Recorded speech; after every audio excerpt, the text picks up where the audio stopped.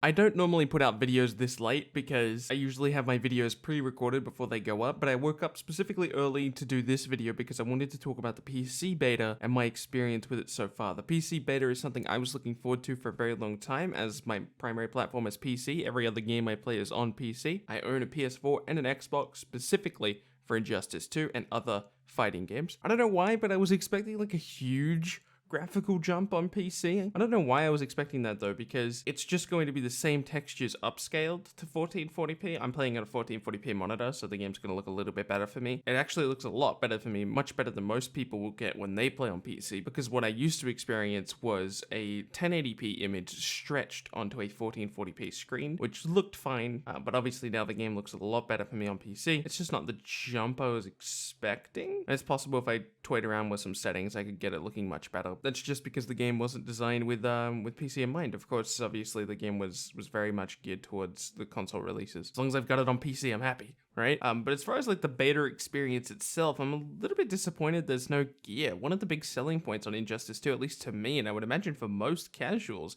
is the gear system, and being able to use, even if it's just a limited version of it, might be a big draw to people who otherwise wouldn't be interested in the game. It's possible it could have the opposite effect, but I feel like most people enjoy the type of loot system that Injustice 2 has, especially most casuals anyway. I hate using the word casual because a lot of people have different definitions of that word.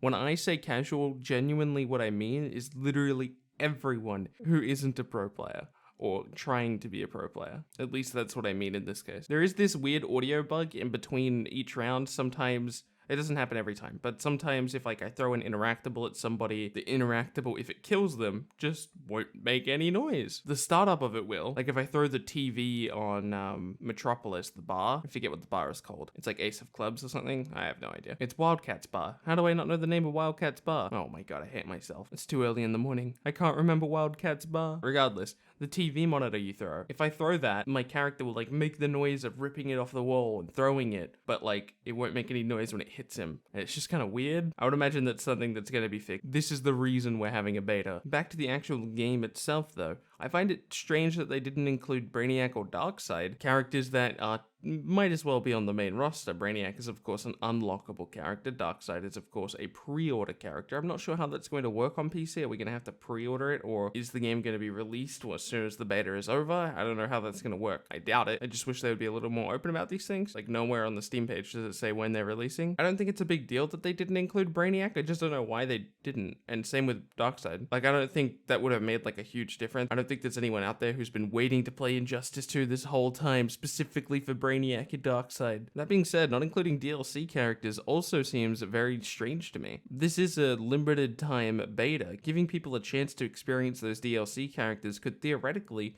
increase DLC sales when the actual release of the game comes along. I'm not complaining about it. I feel like that's a missed opportunity from NetherRealm's perspective. Allowing people to play that DLC character, because again, it's just a limited time beta, would probably end up encouraging them to get the DLC when the actual game is released. That being said, the objective of the beta, outside of what a beta is actually for, testing for bugs and doing all that stuff, is to also convince people who otherwise wouldn't have played the game to purchase the game. And it might be harder to convince them to do that if the character they ended up maining on the beta was Red Hood, and now they also have to purchase Red Hood when they get the real game. So I guess that makes sense, but I still think giving people the option to play that character would have benefited more in the long run. Also, we don't even know anything about the pricing for Injustice 2 on PC. For all we know, the DLC characters come with the game because we get the Ultimate Edition.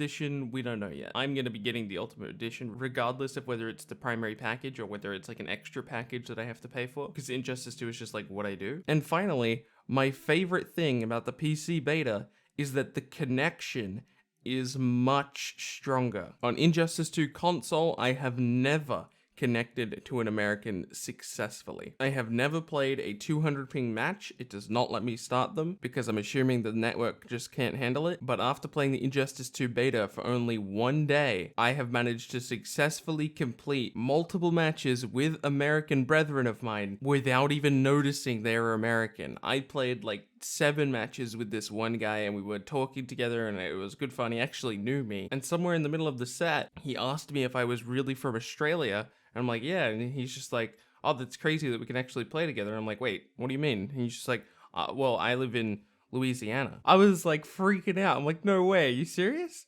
I was so happy to hear that. Granted, Louisiana is like one of the closest, like if you look at the world map and you go from my state and you go to America, Louisiana happens to be one of the closest ones. That is still incredibly impressive. Being able to play with somebody from all the way across the world in a fighting game without even noticing that they're all the way across the world is kind of nuts. This is what I was hoping that the connection would be like when Injustice 2 was released, and I'm very happy to see that's what it's like on PC, and I hope that this is a continual improvement that NetherRealm strives for in their future games. I know this wasn't a very long video, but I appreciate you watching it regardless. My name has been Bilbzy, and I will see you in tomorrow's video.